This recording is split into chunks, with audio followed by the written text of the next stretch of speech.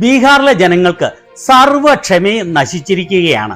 BJP ഉപമുഖ്യമന്ത്രി ഉൾപ്പെടെയുള്ള ആളുകളെ തെരഞ്ഞെടുപ്പ് പ്രചാരണവുമായി ചെന്നപ്പോൾ ജനങ്ങൾ ആട്ടിയോടിച്ചു എന്ന് പറഞ്ഞാൽ എത്രത്തോളമാണ് ബീഹാറിലെ ജനങ്ങൾ ഇവരെ വെറുക്കുന്നത് എന്ന് വ്യക്തമാണല്ലോ. വോട്ട് ചോദിക്കാൻ ജനങ്ങളുടെ ഇടയിൽ ചെന്ന MLA-മാരെയും മന്ത്രിമാരെയും ബീഹാറിലെ ജനങ്ങൾ ആട്ടിയോടിക്കുന്നതിന്റെ ദൃശ്യങ്ങൾ നമുക്ക് വ്യക്തമായി അവലോകനം ചെയ്യാം. ഒരൊറ്റ ഗോദി മീഡിയയും ഇത്തരം ദൃശ്യങ്ങൾ ജനങ്ങളെ കാണിക്കാൻ ധൈര്യപ്പെടുകയില്ല. അതിനാൽ ഇത്തരം ദൃശ്യങ്ങൾ സധൈര്യം ജനങ്ങളിൽ എത്തിക്കുന്ന ഈ ചാനൽ സബ്സ്ക്രൈബ് ചെയ്യാത്തവർ സബ്സ്ക്രൈബ് ചെയ്യാൻ മറക്കല്ലേ. ഇതിനു മുൻപുള്ള തെരഞ്ഞെടുപ്പുകളിൽ ഒന്നും ഇത്ര വലിയ ജനപ്രതിഷേധം BJP-ക്കാർ നേരിട്ടിട്ടുണ്ടാവില്ല. അത്ര വലിയ പ്രതിഷേധമാണ് ബീഹാറിലെ ജനങ്ങളിൽ നിന്നും വോട്ട് ചോദിച്ചു എന്ന ഉപമുഖ്യമന്ത്രി ഉൾപ്പെടെയുള്ള BJP-യുടെ MLA-മാരും മന്ത്രിമാരും നേരിട്ടത്. അതിന്റെ വിവിധ ദൃശ്യങ്ങൾ ഇതാ കണ്ടുകൊള്ളൂ. ഇതിലെ ആദ്യ ദൃശ്യങ്ങൾ ബീഹാറിലെ ഉപമുഖ്യമന്ത്രി വിജയ്കുമാർ സിൻഹയ്ക്കെതിരെ ജനങ്ങൾ വലിയ പ്രതിഷേധം ഉയർത്തുന്നതാണ്.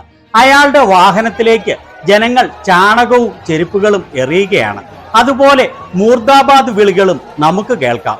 ഇവിടെ കണ്ടോ, നിറയെ ആളുകളാണ് അയാൾക്കെതിരെ മുദ്രാവാക്യം വിളിച്ച് പാഞ്ഞെടുക്കുന്നത്. അയാളുടെ വാഹനത്തിന്റെ ബോണറ്റും ഫ്രണ്ടിലെ ഗ്ലാസും നിറയെ ചാണകം എറിഞ്ഞിരിക്കുന്നത് വ്യക്തമായി കാണാം. നിറയെ പോലീസുകാരും സുരക്ഷാ സേനയും അയാളെ എങ്ങനെയും അവിടുന്ന് രക്ഷിച്ചുകൊണ്ടു പോകാൻ നോക്കുകയാണ്. അയാൾക്ക് വാഹനത്തിൽ നിന്ന് പുറത്തേക്ക് ഇറങ്ങാൻ പോലും ആവുന്നില്ല. അവസാനം എങ്ങനെയും രക്ഷപ്പെട്ട് ഓടുകയാണ്. ഇനി വേറെ ഒരു ഗ്രാമത്തിൽ ഇയാൾക്കെതിരെ ജനങ്ങൾ പ്രതിഷേധിക്കുന്നത് കണ്ടുകൊള്ളൂ. എത്രത്തോളം ആളുകളാണ് ഇയാൾക്കെതിരെ മൂർദാബാദ് വിളിച്ചുകൊണ്ട് പാഞ്ഞടുക്കുന്നത് എന്ന് കണ്ടോ. ഇവിടെയും ഇയാൾക്ക് വാഹനത്തിൽ നിന്ന് പുറത്തിറങ്ങാനോ ജനങ്ങളോട് വോട്ട് ചോദിക്കാനോ സാധിക്കുന്നില്ല. വളരെ ശക്തമായാണ് ജനങ്ങൾ പ്രതിഷേധിക്കുന്നത്. അയാളുടെ വാഹനം തടയുകയാണ്. അതുപോലെ വാഹനത്തിലേക്ക് എറിഞ്ഞ ചെരുപ്പ് സുരക്ഷാ സേന എടുത്തു മാറ്റുന്നതും നിങ്ങൾക്ക് കാണാം. സുരക്ഷാ ഉദ്യോഗസ്ഥർ അയാളെ പിടിച്ച് വാഹനത്തിൽ കയറ്റി രക്ഷിച്ചുകൊണ്ടു പോകാൻ ശ്രമിക്കുകയാണ്. ആ ഗ്രാമത്തിന്റെ അവസ്ഥ കണ്ടോ.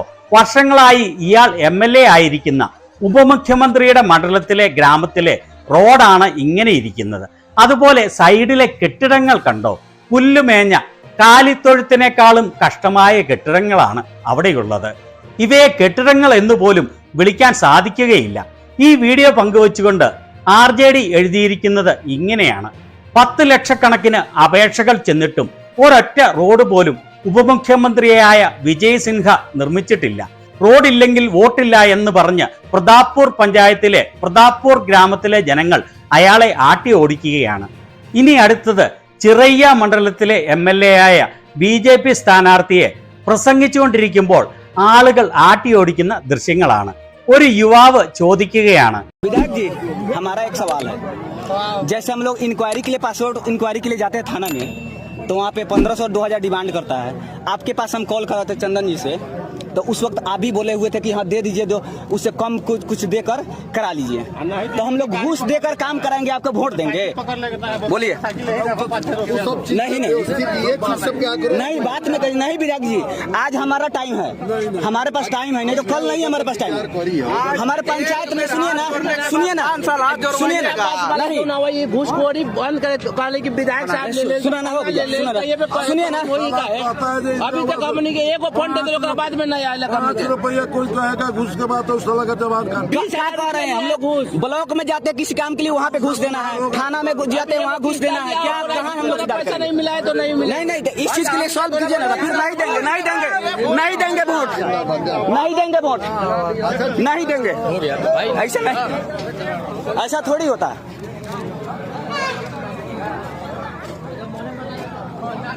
नहीं तो घूस देकर जब काम कराएंगे तो फिर काहे के लिए आपको वोट जिताने का कोई फायदा है क्या? इसे दो बार तो आपको देख लिया गया। ओ मर्दे, ऐसे थोड़ी है, अपने जगह पे है। कथी के देखिएगा, कौन सी का देखिएगा, ये लोग का क्या देखिएगा? जब सवाल जवाब हो रहा है तो जवाब दीजिए। MLA, ഞങ്ങൾക്ക് ഒരു ചോദ്യമുണ്ട്. ഞങ്ങൾ പാസ്പോർട്ട് എൻക്വയറിക്ക് വേണ്ടി താനയിൽ ചെല്ലുമ്പോൾ 1500-2000 രൂപ കൈക്കൂലി ആവശ്യപ്പെടും. ഞങ്ങൾ ഇത് നിങ്ങളോട് ഫോൺ ചെയ്ത് പറഞ്ഞിരുന്നു. അപ്പോൾ നിങ്ങൾ പറഞ്ഞത് ആ കൈക്കൂലി കൊടുക്കൂ, അല്പമെങ്കിലും കുറവ് ചെയ്യാമോ എന്ന് ചോദിച്ചു നോക്കൂ എന്നാണ്. കൈക്കൂലി മേടിച്ച് കാര്യം ചെയ്യാനാണെങ്കിൽ ഞങ്ങൾ നിങ്ങൾക്ക് വോട്ട് ചെയ്യണമോ? മറുപടി പറയൂ. അയാൾ ആ യുവാവിന്റെ മുൻപിൽ കൈകൂപ്പുകയാണ്. അതിനെക്കുറിച്ച് പിന്നീട് സംസാരിക്കാമെന്ന് അയാൾ പറയുകയാണ്.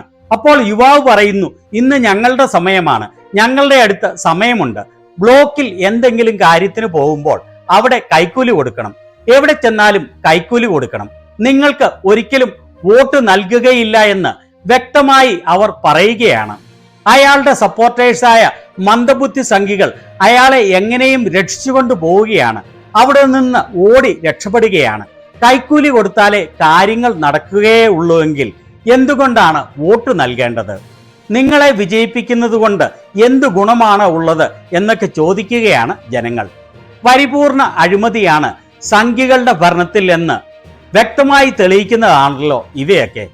ഇനി അടുത്ത ദൃശ്യങ്ങൾ ജാമുവിയിൽ നിന്നുള്ള BJP MLA ശ്രേയസി സിംഗിൻ്റെതാണ്. ഇവരുടെ അച്ഛൻ മുൻ കേന്ദ്രമന്ത്രിയായിരുന്നു, ഇവരുടെ അമ്മയും MLA ആയിരുന്നു. എന്നാൽ അതൊന്നും BJPയിലെ കുടുംബ ആധിപത്യത്തിന്റെ ഉദാഹരണങ്ങളല്ല കേട്ടോ. കഴിഞ്ഞ 5 വർഷമായി MLA ആയ ഇവർ മണ്ഡലത്തിലേക്ക് തിരിഞ്ഞു നോക്കിയിട്ടില്ല. ഇപ്പോൾ ഇലക്ഷൻ ആയപ്പോൾ വോട്ട് ചോദിച്ചെത്തിയപ്പോൾ ഇവിടെ ഒരു യുവാവ് അവരെ ചോദ്യം ചെയ്യുകയാണ്. ഞങ്ങൾ ഇവിടെയുള്ള നേതാക്കളെയാണ്, ഞങ്ങളുടെ സുഖദുഃഖങ്ങളിൽ പങ്കുചേരുന്നവരെയാണ്, ഞങ്ങളുടെ പ്രശ്നങ്ങൾ കേൾക്കുന്നവരെയാണ് ചെവിക്കൊള്ളുന്നത്. അതിനാലാണ് നിങ്ങൾക്ക് വോട്ട് നൽകി വിജയിപ്പിച്ചത്. എന്നാൽ കഴിഞ്ഞ 5 വർഷത്തിൽ ഒരിക്കൽ പോലും നിങ്ങൾ ഞങ്ങളുടെ ഇടയിൽ വന്നിട്ടില്ല. നേതാക്കളുടെ മക്കൾ, വലിയ വലിയ വ്യവസായികളുടെ മക്കൾ വിദേശത്ത് പഠിക്കുന്നു. ഞങ്ങളുടെ കുട്ടികൾ പഠിക്കുന്ന സർക്കാർ സ്കൂളിന്റെ അവസ്ഥ നോക്കൂ. നിങ്ങളുടെ ചികിത്സകൾ, വലിയ വലിയ വ്യവസായികളുടെ ചികിത്സകൾ ലണ്ടനിലും പാരീസിലും അമേരിക്കയിലും നടത്തുന്നു. എന്നാൽ ഞങ്ങൾ ചികിത്സ കിട്ടാതെ മരിച്ചു വീഴുന്നു. ഞങ്ങളുടെ മുന്നിൽ ഞങ്ങളുടെ അമ്മമാർക്ക് ഓക്സിജൻ ലഭിക്കുന്നില്ല. അപ്പോൾ ഞങ്ങളുടെ ഉള്ളിലെ വിഷമം ഓർത്തു നോക്കൂ. നിങ്ങളുടെ അമ്മയ്ക്ക് നിങ്ങളുടെ മുന്നിൽ വെച്ച് ഓക്സിജൻ ലഭിക്കാതെ മരിച്ചാൽ നിങ്ങളുടെ മനസ്സിൽ എന്തു തോന്നും? ഞങ്ങളും മനുഷ്യരാണ്. ഇവർ ഇതെല്ലാം കേട്ട് ഒന്നും മറുപടി പറയാനില്ലാതെ കൈകൂപ്പുകയാണ്. ജനങ്ങളെ ഇവർ വെറും വോട്ട് ചെയ്യാനുള്ള, ഇവരെ അധികാരത്തിൽ എത്തിക്കാനുള്ള പ്രജകളായാണ് കണക്കാക്കുന്നത്. ഇനി ഇവരുടെ തന്നെ മറ്റൊരു വീഡിയോ കണ്ടുകൊള്ളൂ. ഇവിടെ ഈ യുവാവ് പറയുന്നത് എന്താണ് എന്ന് വ്യക്തമല്ല, എന്നാൽ സംഭവിക്കുന്നത് എന്താണ് എന്ന് മനസ്സിലായല്ലോ.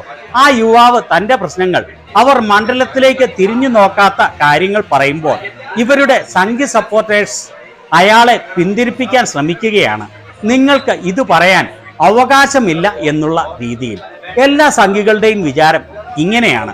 സംഘി നേതാക്കളോട് ആർക്കും ചോദ്യം ചോദിക്കാൻ അവകാശമില്ല. അവർ രാജാക്കന്മാരാണ്. അവർക്ക് വെറുതെ വോട്ട് കൊടുത്തുകൊള്ളണം. എന്നിട്ട് തെരുവ് പട്ടികളെ പോലെ വെറുതെ അലഞ്ഞു തിരിഞ്ഞ് നടന്നുകൊള്ളണം. ഇലക്ഷൻ ആയതുകൊണ്ട് വോട്ട് വേണം എന്നതുകൊണ്ട്, ഒരുപക്ഷെ അവർ ഒരു യുവ സ്ത്രീ ആയതുകൊണ്ട് ഇവിടെ ഇരുന്ന് കേൾക്കാൻ നിർബന്ധിതയാവുകയാണ്. ഇതാണ് ബീഹാറിലെ അവസ്ഥ മുഴുവൻ.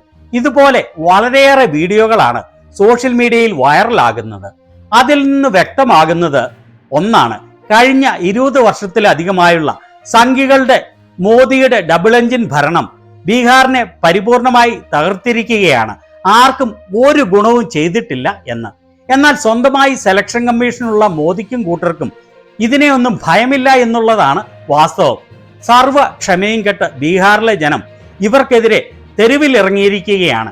ഇനി ഇവരെ തല്ലി ഓടിക്കുന്ന ദിനങ്ങൾ വളരെ അകലെയല്ല എന്ന് വ്യക്തമാണ്. അത്രയ്ക്ക് മടുത്തിരിക്കുകയാണ് സംഘി ഭരണത്തിന് കീഴിൽ ഇന്ത്യയിലെ ജനങ്ങൾ, പ്രത്യേകിച്ച് യുവജനങ്ങൾ. ഇതിനെക്കുറിച്ച് നിങ്ങളുടെ അഭിപ്രായങ്ങൾ എന്താണ്?